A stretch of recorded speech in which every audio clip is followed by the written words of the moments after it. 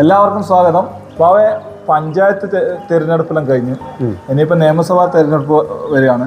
ഇപ്പൊ മട്ടന്നൂരാണ് ഇപ്പൊ എല്ലാവരും ഒന്ന് പറഞ്ഞുകൊണ്ടിരിക്കുന്നത്, ഇങ്ങനെ ആളാര് വരും, ആളാരാണ്, എന്താണ് എന്നെല്ലാം പറഞ്ഞിട്ട്. തീർച്ചയായും. അപ്പം ബാവന്റെ അഭിപ്രായം എങ്ങനെയാ? നമ്മളെ 140 നിയമസഭാ തെരഞ്ഞെടുപ്പിലും ആരൊക്കെ വരും എന്നുള്ള കാര്യത്തിൽ എല്ലാ ആളുകളും ആകാംക്ഷയോടെ കാത്തിരിക്കുന്നുണ്ട്. അപ്പം നമ്മുടെ നാട് മട്ടന്നൂരായതുകൊണ്ട് നമ്മൾ മട്ടന്നൂരെ കുറിച്ച് കൂടുതൽ ചർച്ച ചെയ്യുന്നുള്ളത് ആൾക്കാർ കൂടുതൽ മട്ടന്നൂരെ പറ്റിയിട്ട് എപ്പോഴും കണ്ടു. മൂന്നാള് നാലാള് എല്ലാവരും എല്ലാ ചാനലും അതാണ് അതിന് കാര്യം. ഇതിൽ കഴിഞ്ഞ തവണ നമ്മുടെ KK ശൈലജ ടീച്ചർ 60,963 വോട്ടിൻ്റെ ഭൂരിപക്ഷത്തിന് വിജയിച്ച സ്ഥലമാണ് മട്ടന്നൂർ നിയോജക മണ്ഡലം എന്ന് പറയുന്നത്. അപ്പോൾ അവിടെ കഴിഞ്ഞ ലോക്സഭാ തെരഞ്ഞെടുപ്പിൻ്റെ സമയത്ത് ആ ഭൂരിപക്ഷം 3034 മാറി.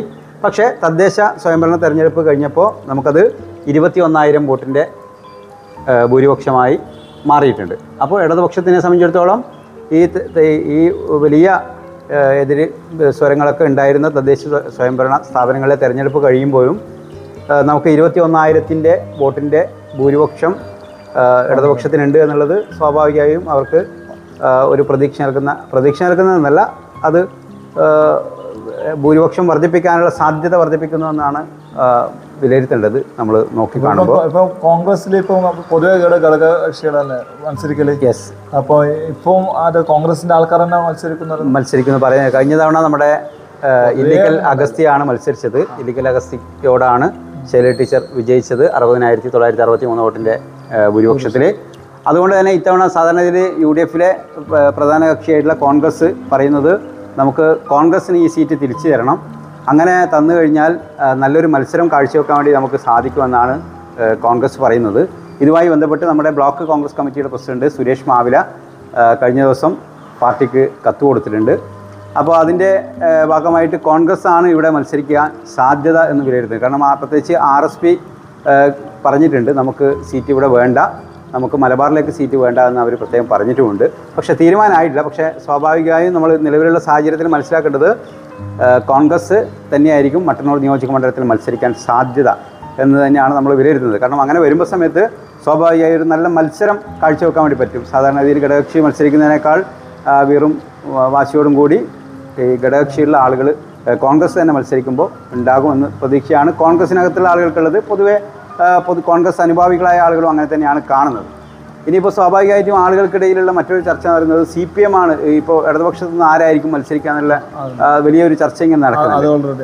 അത് ഓൾറെഡി ഉണ്ട്. അപ്പോൾ ശൈലജ ടീച്ചർ വീണ്ടും വരുമോ? ഇനിയിപ്പം ടീച്ചറെ ടൈം കഴിഞ്ഞു, പക്ഷേ ഇത്തവണ വിജയിക്കുക വരുമോ എന്നുള്ള ചർച്ചയുണ്ട്. അപ്പോൾ ഇത്തവണ CPM-നെ സംബന്ധിച്ചിടത്തോളം LDF-നെ സംബന്ധിച്ചിടത്തോളം നമുക്ക് ഭരണം പിടിക്കുക എന്നുള്ളത് അവരുടെ പ്രധാന ലക്ഷ്യമാണ്. അപ്പോൾ അതിൻ്റെ ഭാഗമായി ശൈലജ ടീച്ചർ തന്നെ വരുമോ എന്നുള്ള കാര്യത്തിൽ നമുക്ക് വലിയ ആകാംക്ഷയുണ്ട്. കഴിഞ്ഞ ദിവസങ്ങളിൽ സംസ്ഥാന കമ്മിറ്റി ആദ്യഘട്ടത്തിലുള്ള ചർച്ച യോഗം ചേർന്നിട്ടുണ്ട്. അപ്പോൾ സ്വാഭാവികമായും ശൈലജ ടീച്ചർ തന്നെ ഒരു അവസരം കൂടി കൊടുക്കുമോ എന്നുള്ള കാര്യം നമുക്ക് കണ്ടറിയേണ്ടതാണ്. പിന്നെ മറ്റൊരാൾ രണ്ടാമതൊരു പേര് പറയുന്നത് സ്വാഭാവികമായും നമ്മുടെ P. പുരുഷോത്തമൻ്റെ പേരാണ്. CPM ജില്ലാ സെക്രട്ടേറിയറ്റ് അംഗമാണ്. ഒപ്പം തന്നെ AKG ആശുപത്രിൻ്റെ പ്രസിഡൻ്റാണ്.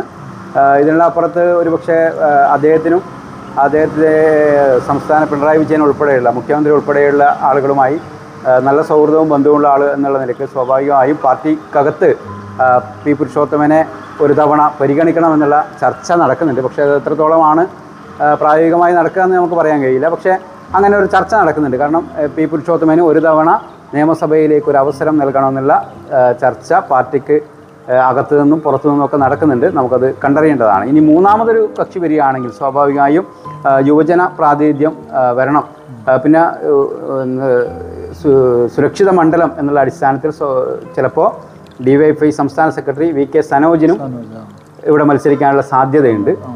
അങ്ങനെ വന്നു കഴിഞ്ഞാൽ സ്വാഭാവികമായിട്ടും ഈ വിജയസാധ്യത ഉറപ്പുള്ള സ്ഥലമാകുമ്പോൾ ഉള്ള പ്രശ്നങ്ങളുണ്ട് ഇതിനകത്ത്. കാരണം വലിയ പുറത്തുനിന്നുള്ള ആളുകൾ വന്ന് മത്സരിച്ച് എളുപ്പത്തിൽ അവർക്ക് പോകാൻ പറ്റുന്നൊരു ഇടം എന്നുള്ള രീതിയിൽ അങ്ങനെ VK സനോജ് മാലൂർക്കാണ് സംസ്ഥാന സെക്രട്ടറിയാണ്. അപ്പോൾ നമ്മുടെ അദ്ദേഹത്തിൻ്റെ അടുത്ത മണ്ഡലം എന്നുള്ള അടിസ്ഥാനത്തിൽ സ്വാഭാവികമായിട്ടും മട്ടന്നൂരിനെ പരിഗണിക്കാനുള്ള സാധ്യതയുണ്ട് എന്നും പറയുന്നുണ്ട്. ഒപ്പം തന്നെ പനോളി വത്സൻ ഈ ലിസ്റ്റിൽ പെടുന്നുണ്ട്.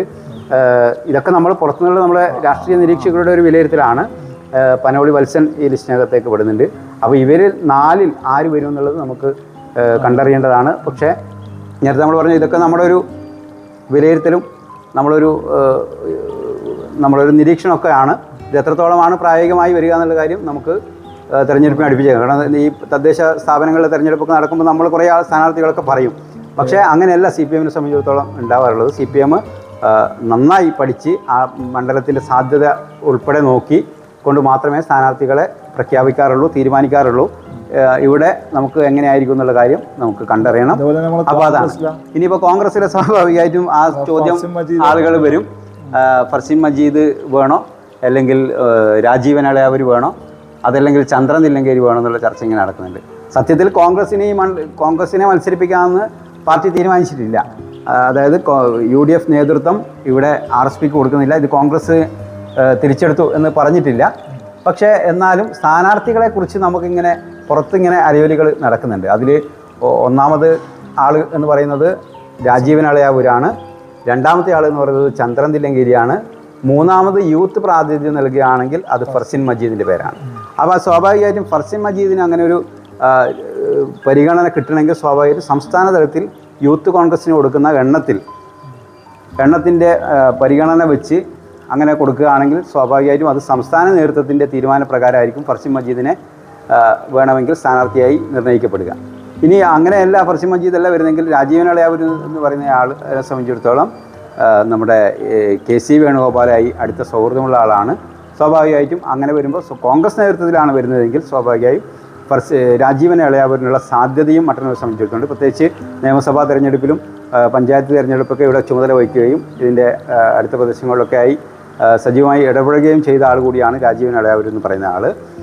ഇനി മൂന്നാമതൊരാൾ പറയുന്നത് നമ്മുടെ ചന്ദ്രൻ തില്ലങ്കേരിയാണ്. ചന്ദ്രൻ തില്ലങ്കേരി മുന്നേ മത്സരിച്ചിട്ടുള്ള ആളാണ്. കഴിഞ്ഞ തവണ ഞാൻ മനസ്സിലാക്കിയെടുത്തോളം മറ്റ് മണ്ഡലങ്ങളിൽ മത്സരിക്കാൻ വിജയസാധ്യതയുള്ള മണ്ഡലങ്ങളിൽ അദ്ദേഹത്തിന് സീറ്റ് പറഞ്ഞിരുന്നെങ്കിലും അതൊക്കെ അദ്ദേഹത്തിൻ്റെ കയ്യിൽ നിന്ന് വഴുതിപ്പോയതാണ്. അപ്പോൾ ഇത്തവണ